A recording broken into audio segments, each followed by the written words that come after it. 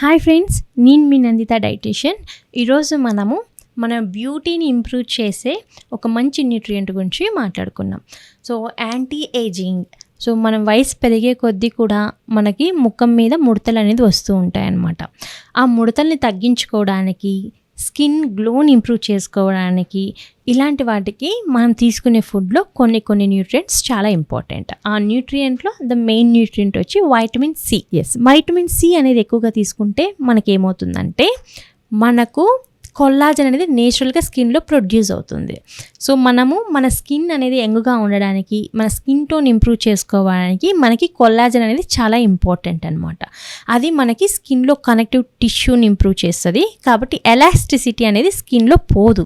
So మనకి ఆ స్కిన్లో elasticity అనేది ఉండాలి అంటే మనం తీసుకునే ఫుడ్లో ఎక్కువగా మిగతా న్యూట్రియంట్స్తో పాటు వైటమిన్ సి అనేది ఎక్కువగా ఇంక్లూడ్ చేసుకోవాలి.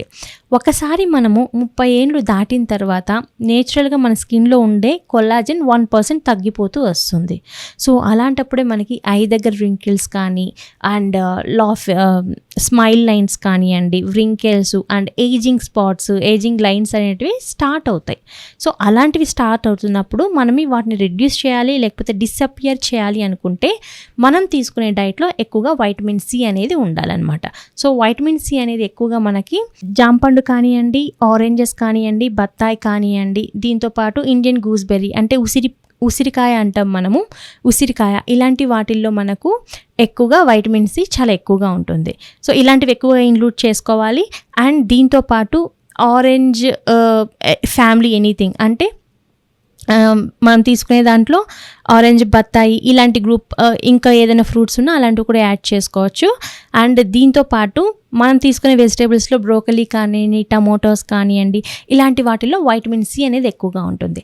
వైటమిన్ సి ఎక్కువ తీసుకోవడం వల్ల మనకి న్యూట్రియంట్ అంటే వైటమిన్ సి తీసుకోవడం వల్ల స్కిన్ ఏజింగ్ తగ్గి మనము బ్యూటీని ఇంప్రూవ్ చేసుకోవచ్చు. దీంతోపాటు వైటమిన్ సి అనేది పవర్ఫుల్ యాంటీ ఆక్సిడెంట్ అనమాట. అంటే ఈ రోజుల్లో మనము ఎక్కువగా పొల్యూషన్ వలన మనకి కొత్త రకాల డిసీజెస్ వస్తున్నాయి. ఆ డిసీజెస్ అన్ని తగ్గించుకోవడానికి, మన బాడీలోకి ఎంటర్ అయ్యే ఫారిన్ బాడీస్ని అగైన్స్ట్గా ఫైట్ చేయడానికి మనకి ఇమ్యూనిటీ ఇంపార్టెంట్. ఆ ఇమ్యూనిటీ అనేది వైటమిన్ సి ఎక్కువ తీసుకోవడం వల్ల వస్తుందన్నమాట. సో మనకి మన హెల్త్ని ఇంప్రూవ్ చేసుకోవడానికి, ఇమ్యూనిటీని బిల్డ్ చేసుకోవడానికి, దీంతోపాటు బ్యూటీని ఎన్హాన్స్ చేసుకోవడానికి వైటమిన్ సి అనేది చాలా ఇంపార్టెంట్.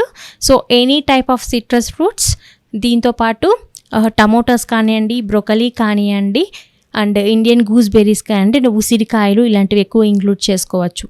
ఓకే, దీంతోపాటు మనం తీసుకునే డైట్లో ఎక్కువగా వైటమిన్ ఏ కూడా ఇంక్లూడ్ చేసుకోవచ్చు. సో ఈ 2 న్యూట్రియంట్స్ మన స్కిన్ బ్యూటీనెస్ని ఇంప్రూవ్ చేస్తాయి. అంటే మన యాంటీ ఏజింగ్గా వర్క్ చేసి మన ఐస్ దగ్గర స్టార్ట్ అయిన వ్రింకిల్స్ని అండ్ మన ముఖం మీద ఉన్న ముడతల్ని, మచ్చల్ని తగ్గించి స్కిన్ టోన్ని ఇంప్రూవ్ చేసి దీంతోపాటు స్కిన్ హెల్త్ని ఇంప్రూవ్ చేస్తుంది. సో ఈరోజు మనం వైటమిన్ సి తీసుకోవడం వల్ల ఎలాంటి బెనిఫిట్స్ వచ్చాయో తెలుసుకున్నాం కదా. ఇంకొక రోజు మనం ఇంకొక టాపిక్తో కలుద్దాం. అప్పటి వరకు నమస్తే.